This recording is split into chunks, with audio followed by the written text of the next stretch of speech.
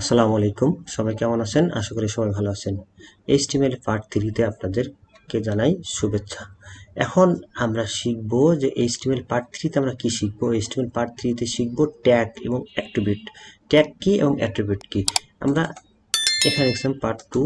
এখন যদি আমরা এখান থেকে একটা ফোল্ডার ক্রিয়েট করি, পার্ট 3 পার্ট 3 এর একটা ফোল্ডার ক্রিয়েট করলাম। আমরা পার্ট 3 তে কি শিখব? পার্ট 3 তে শিখব ট্যাগ এবং অ্যাট্রিবিউট কি। ট্যাগ এবং অ্যাট্রিবিউট আমরা পার্ট 3 তে শিখব ট্যাগ আর অ্যাট্রিবিউট। ট্যাগ হচ্ছে এইচটিএমএল এর প্রাণ। এইচটিএমএল ডকুমেন্ট মূলত ট্যাগের সমন্বয়ে গঠিত। উদাহরণ পি ট্যাগ, এখানে একটা কি, এটা হচ্ছে P tag. This is a paragraph, এর ভিতরে একটা লিখলাম আর এটা আছে পি ট্যাগ কে ক্লোজ করলাম। এটা হচ্ছে এই যে ট্যাগ কাকে বলে, যখন কোনো কোনো কিছুকে আমরা কি করি, এই যে আমরা ব্র্যাকেট না, এই যে আপনার দ্বারা এটাকে বলা হচ্ছে অ্যাঙ্গেল, সে অ্যাঙ্গেল দ্বারা আমরা আবদ্ধ করি এরকম, সেটা হচ্ছে ট্যাগ। এখানে এটাকে বলা হয় ওপেনিং ট্যাগ, এটাকে বলা হয় ক্লোজিং ট্যাগ, আর ভিতরের যে অংশটা এটাকে বলা হয় এলিমেন্ট। এখন এইচটিএমএল ট্যাগগুলো কিওয়ার্ডে যেগুলো উভয় পাশে অ্যাঙ্গেল ব্র্যাকেট দ্বারা কি করি সীমাবদ্ধ থাকে, সাধারণ ট্যাগগুলো জোড়ায় জোড়ায় আসে, ওপেনিং অ্যান্ড ক্লোজিং। ওপেনিং আর ক্লোজিং মানে যার ওপেনিং হবে ক্লোজিং হবে, বাট এমন কিছু ট্যাগ আছে যার ওপেনিং আছে বা ক্লোজিং নাই, বা ক্লোজিং আছে মানে ক্লোজিং নাই, এরকম ট্যাগ আছে, কিন্তু আমরা সাধারণত জোড়ায় জোড়ায় আসে।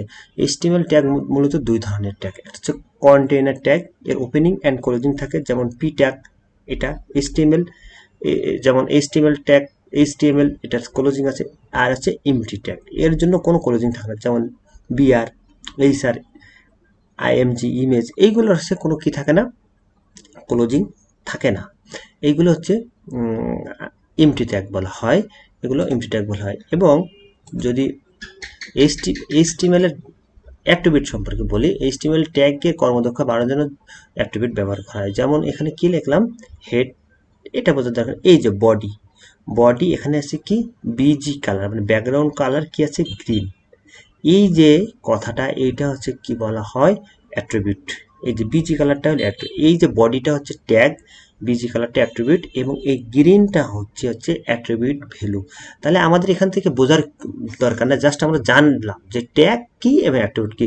পরবর্তীতে যখন আমরা দেখবো প্র্যাকটিক্যালি, তখন একবারে ক্লিয়ার হয়ে যাবে, এটা নিয়ে কোনো চিন্তার কোনো কিছুই নাই।